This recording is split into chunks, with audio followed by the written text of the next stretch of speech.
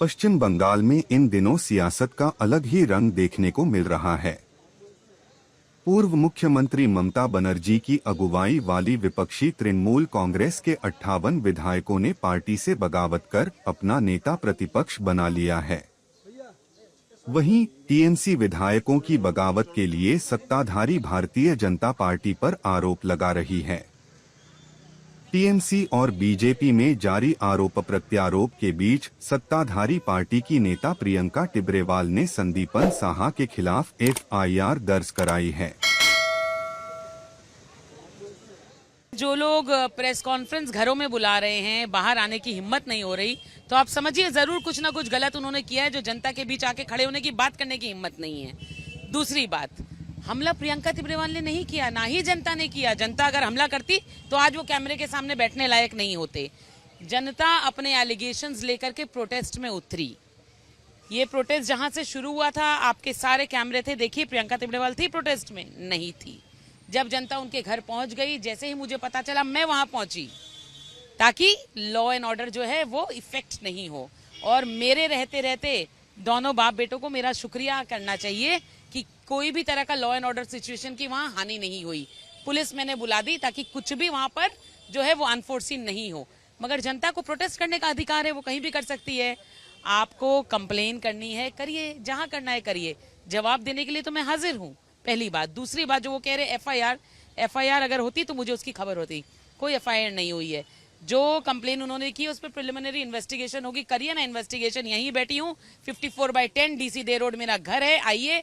2 number head street में office है, आइए, करिए मुझसे बात, पूछताछ। पहली बात, आप प्रेस कॉन्फ्रेंस करके इस पे आरोप लगा रहे हैं कि जनता क्यों गई उनके घर। भाई, आपने जो किसानों का पैसा चुराया है, पूछिए इन सब से इनकी जमीन चुराई है कि नहीं। पूछिए इन सब से इनकी जमीन चुराई है कि नहीं चुराई। पूछिए लोगों से कि यहाँ पे पुकुर को भर करके इलीगल कंस्ट्रक्शन किया है कि नहीं किया है। बाप और बेटे ने मिल करके कंस्ट्रक्शन कंपनीज कब हुई स्वर्ण कमल शाह की, इस पे आज उन्होंने प्रेस कॉन्फ्रेंस में कुछ नहीं बताया।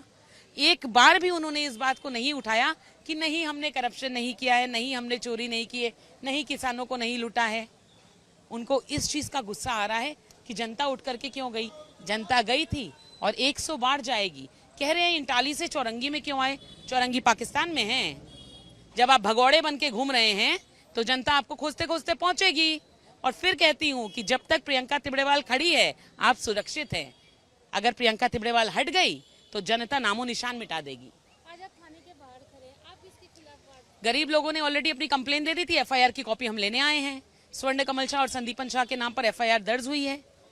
और ये सिर्फ कोई मतलब कि एक आदमी की एफआईआर नहीं है, 850 किसान हैं इसमें, और हजारों लोग ऐसे हैं जिनकी प्रॉपर्टीज इन्होंने चुराई है, इलीगल धंधा, अवैध धंधा किया है। सबकी इन्वेस्टिगेशन होगी।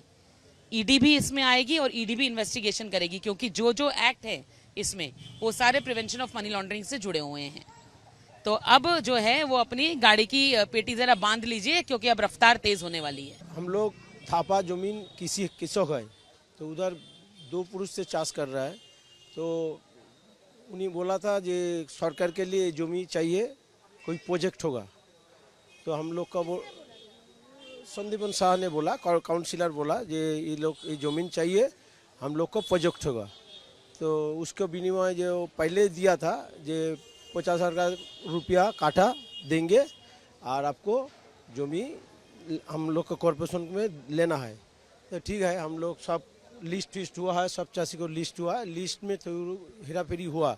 जिसका जमीन 1 बीघा था उसमें कम कर 18 काठा, 16 काठा, 15 काठा ऐसा हुआ है।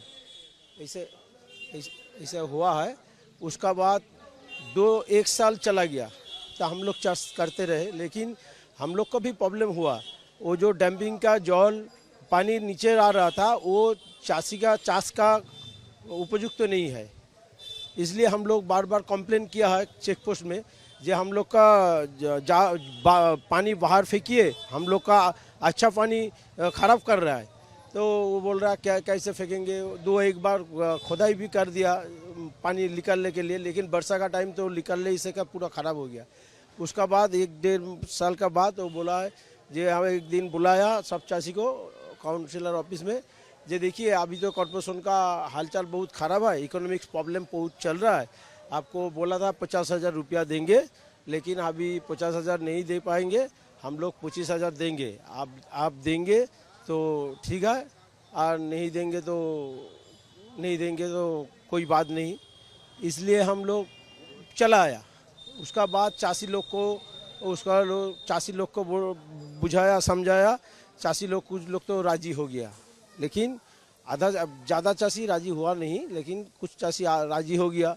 किसी को जो प्रॉब्लम था, कोई का उम्र हो गया, चाष कर नहीं सकता, इसलिए उसको राजी हो गया। इसलिए 25 करके सबको दे दिया। सबको दिया नहीं, उसको लगभग अभी 150 से 200 लोग अभी तक बाकी है।